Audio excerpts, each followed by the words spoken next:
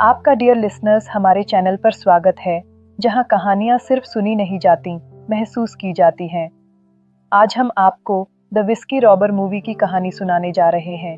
एक ऐसे चोर की कहानी जिसने हर रॉबरी से पहले विस्की पीने की आदत की वजह से अपना नाम इतिहास में दर्ज करा लिया, जिसने अपने सपनों के लिए कानून तोड़ा, लेकिन फिर भी कई लोगों के दिलों में हीरो बन गया।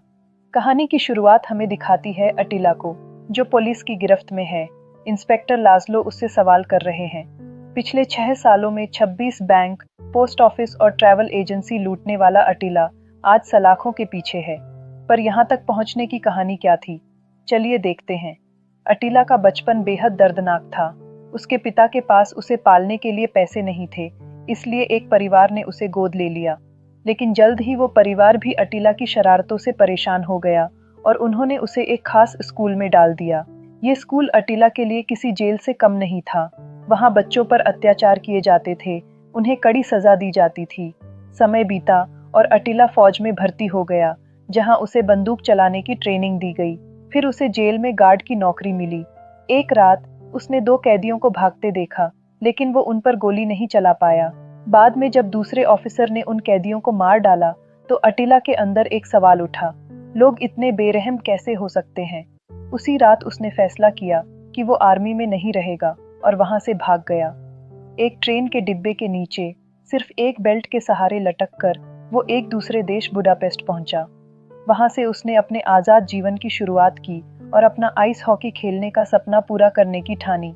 अटिला के पास रहने की जगह नहीं थी, इसलिए उसने वहीं हॉकी स्टेडियम में सफाई की नौकरी ले ली, ताकि उसे रहने की जगह मिल जाए। वो प्रैक्टिस के साथ साथ सफाई और छोटे मोटे काम करता था। जल्द ही उसकी टीम के बाकी खिलाड़ियों से दोस्ती हो गई। एक शाम जब वो अपने दोस्तों के साथ बाहर घूमने गया, तो उसे एक ब्यूटीफुल गर्ल दिखी और वो उसी पल दिल हार बैठा। अटिला ने तुरंत उससे बात की और पता चला कि उसका नाम काता है। बाद में वो काता के साथ फिल्म देखने गया, लेकिन उसके पास पॉपकॉर्न खरीदने के भी पैसे नहीं थे, जिससे वो बहुत शर्मिंदा हुआ। अब अटिला को काम करने के लिए इस देश का नागरिक होना जरूरी था, इसलिए वो इमिग्रेशन ऑफिस पहुंचा। पर वहां उसे बताया गया कि पहले उसे अपने देश से सारे डॉक्यूमेंट्स लाने होंगे, लेकिन अपने देश वापस जाना उसके लिए मौत के कुएं में कूदने जैसा था, क्योंकि वहां की सरकार ने किसी दूसरे देश से वॉर स्टार्ट कर दी थी।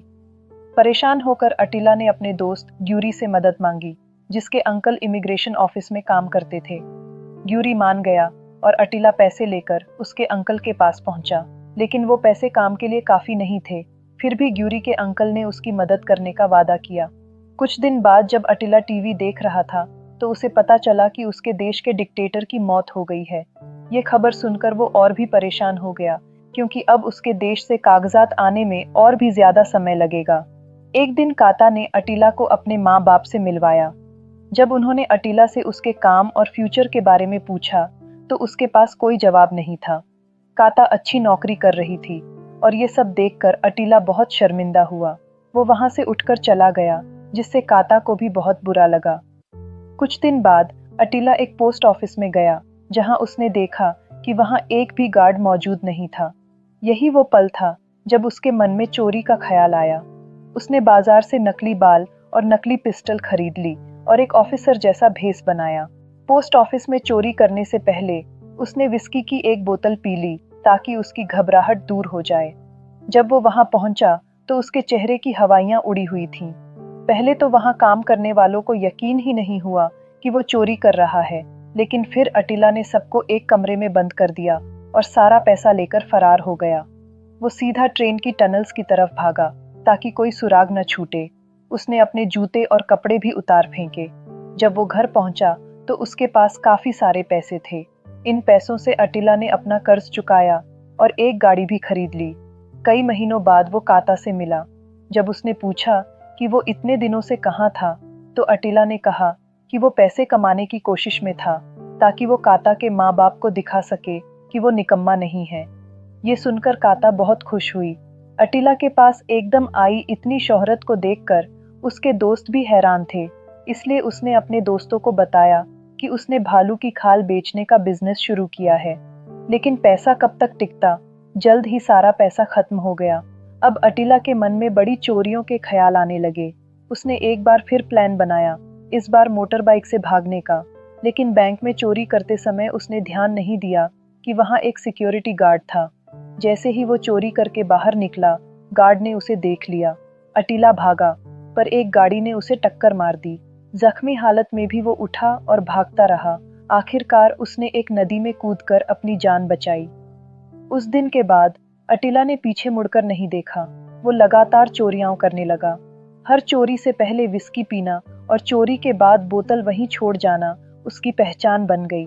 जल्द ही वो पूरे बुडापेस्ट में द विस्की रॉबर के नाम से मशहूर हो गया। लोग उसके बारे में बातें करने लगे। कुछ उसे हीरो समझने लगे, कुछ अपराधी।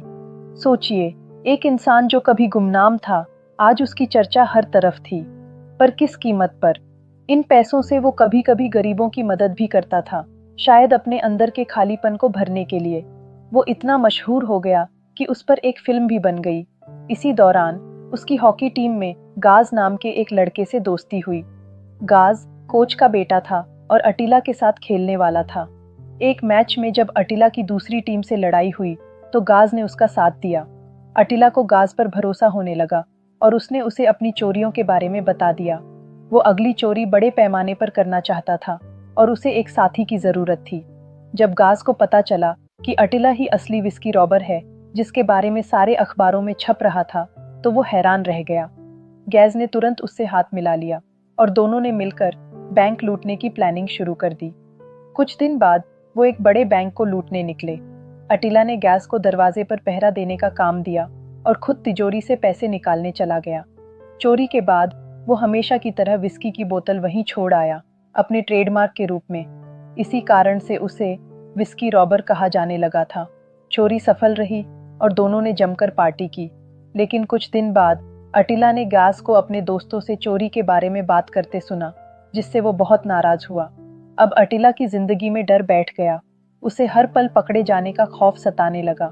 फिर भी अटिला और गैज ने एक और बैंक लूटने का प्लान बनाया। पहले तो सब कुछ ठीक रहा, लेकिन अचानक बैंक के एक गार्ड ने खुद को तिजोरी में बंद कर लिया ताकि वो ज्यादा पैसे न चुरा पाएं। जैसे ही वो बाहर निकले, बैंक के बाहर मौजूद मजदूरों ने उन्हें देख लिया और उनका पीछा करने लगे। अटिला और गाज अलग अलग दिशाओं में भागे। अटिला ने किसी की गाड़ी चुराकर भागने की कोशिश की, लेकिन वो एक दूसरी गाड़ी से टकरा गया। फिर भी वो किसी तरह पुलिस से बचकर भाग निकला। घर पहुंचकर जब वो अपने शरीर से कांच के टुकड़े निकाल रहा था, तो अचानक काता वहां आ गई। उसकी हालत देखकर काता को सब समझ में आ गया और वो बिना कुछ कहे वहां से चली गई। कुछ दिन बाद अटिला और गाज ने एक और बड़े बैंक को लूटने का प्लान बनाया। इस बार अटिला ने एक सेफ्टी रूल भी बनाया। अगर उनमें से कोई भी पकड़ा जाए तो उसे 3 घंटे तक पुलिस से एक शब्द भी नहीं बोलना है। इस दौरान दूसरा उसे बचाने आएगा।